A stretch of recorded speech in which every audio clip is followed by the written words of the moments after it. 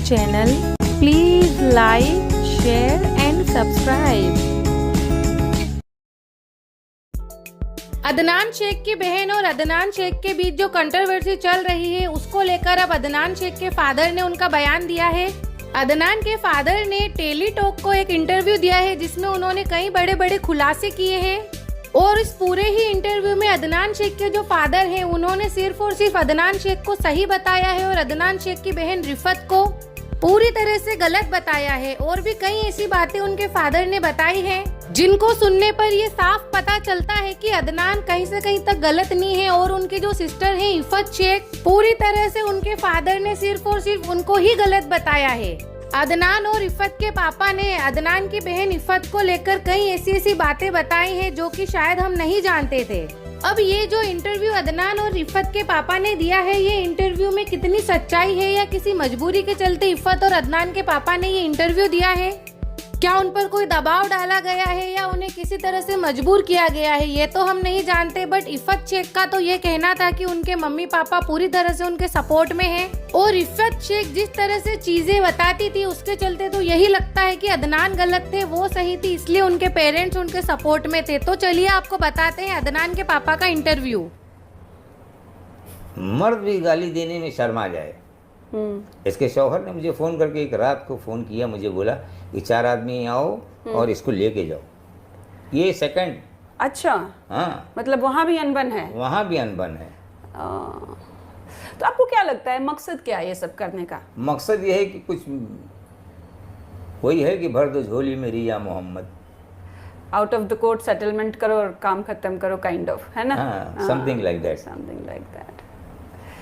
चलिए अंकल, ठीक है, thank you so much. Thank you, आपने हमें टाइम दिया और अपना पक्ष रखा, क्योंकि ये बहुत जरूरी था। बिल्कुल जरूरी था। एक तरफ की सिर्फ बात जा रही थी और मार पिटाई की बातें, और इतनी बुरी तरह मार पिटाई की बातें वो शोभा नहीं देती है। नहीं, बिल्कुल बिल्कुल बिल्कुल। मुझे भी मैं आपको क्या बताऊं, मैंने बताया ना कि अगर ये चीज़ें मार्केट में और ज़्यादा आई तो, क्योंकि ये सब हमारे बच्चे कॉन्वेंट में पढ़े हैं, इंग्लिश में हमारे सामने बात करने में थोड़ा सा घबराते हैं। अच्छा। और मराठी में भी बात करने घबराते हैं। मैं बोलता हूँ की मराठी गोष्टी सांगायला पाहिजे, मराठी नाही येताना प्रयत्न करायला पाहिजे मराठी कसा सांगायचा। कोशिश करने वालों की हार नहीं होती है। जी, इस तरीके से मैंने बहुत सारी चीज़ें डे बाय डे, 2018 हो, 2019 हो, 2020 हो, 2021 हो, 2022 हो, 2023 हो, जी, सब लिखा है मैंने। अच्छा, पूरे डॉक्यूमेंट करके रखा है आपने? जी। डॉक्यूमेंट क्या, मेरे पास वीडियोस भी हैं। अच्छा। अगर मैं वीडियो दिखा दूंगा तो बड़ा मुश्किल हो जाएगा। हाँ, लेकिन सबसे ज्यादा दुख तो आपको ही पहुंचेगा कि दोनों आपके बच्चे हैं। दुख तो है, लेकिन अब इससे ज्यादा और दुख क्या होगा? हाँ, ये भी दुख है और वो भी आपके। इससे ज्यादा दुख क्या होगा कि अभी मैं धारावी में रहता था, बच्चे ने हमको अच्छी ज़िंदगी देने के लिए हमको अपने साथ यहाँ मुनासिब समझा, और वो जो अलग रहने लगा, वो अलग इसलिए रहने लगा जी कि घर के अंदर खलफशार ना हो। जी, नहीं, इतना पैसा किसी के पास फालतू नहीं पड़ा है कि वो अलग रहेगा। वो बोला या तो कंसंट्रेशन वो अपने काम पर दे जी, या तो घरेलू मसले को सुलझाए। उठते बैठते सुबह शाम कोई ना कोई बात पे तकरार, मतलब नहीं है।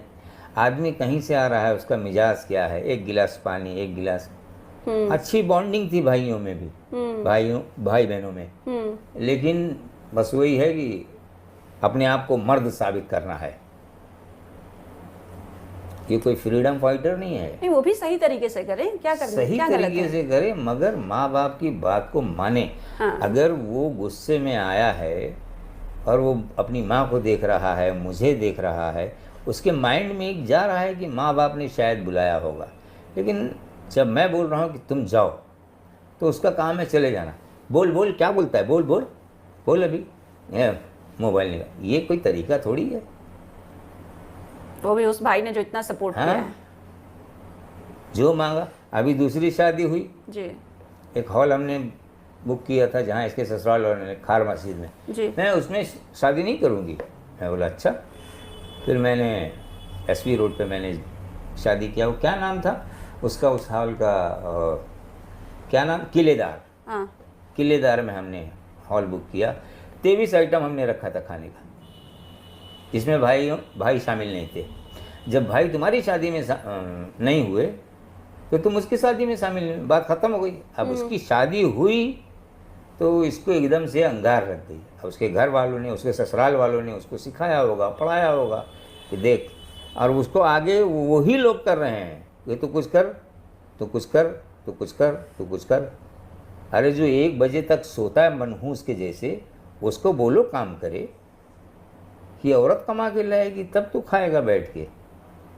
ये सारा मीडिया कवरेज वगैरह जो हुआ है अदनान की शादी का, जो बहुत अच्छे से दिखाया गया है, तो शायद वो देख के लगा। अब अगर मैं अगर गलत नहीं हूँ तो आप मेरी मैं कितना अपने बच्चे से नाराज़ हूँ या कितना मैं उससे इत्तेफाक नहीं रखता, मैं उसकी शादी में, वो कव्वाली का प्रोग्राम था, मैं अपनी ज़िंदगी में कभी डांस नहीं किया, मैंने डांस किया है। लड़की की शादी होती है तो बाप दुखी होता है, उसको मुस्कुराने का मौका तब मिलता है जब उसके लड़की की शादी होती है। सोचा था एक दरख्त लगाऊंगा और उसमें फल आएंगे और उसकी छांव में बैठ के उसके फल का आनंद लूँगा, उसका मज़ा लूँगा। मुझे क्या पता था मैंने लगाया आम निकलेगा बबूर। ठीक है uncle, thank you so much. Thank you. तो देखा फ्रेंड्स आपने, ये था अदनान 07 के पापा का इंटरव्यू, जिसमें पूरी तरह से वो सिर्फ और सिर्फ अपनी बेटी को ही गलत बता रहे हैं। अब इस बात में कितनी सच्चाई है कितनी नहीं, ये इंटरव्यू इन्होंने किसी दबाव में आकर दिया है या फिर अपनी मर्जी से, अपनी सहमति से इस इंटरव्यू को दिया है, ये बात तो अदनान के पापा और अदनान के घर वाले ही बता सकते हैं कि क्या बात है, क्या बात नहीं है, क्या सच है और क्या झूठ है। तो फ्रेंड्स, ये जानकारी, ये वीडियो आपको कैसी लगी कमेंट सेक्शन में जाकर बताना, और इस वीडियो को लाइक भी कर देना और चैनल को भी सब्सक्राइब कर देना, ताकि इसी तरह की मिलती जुलती जानकारी, अपडेट आपको मेरे चैनल पर हमेशा मिलती रहे।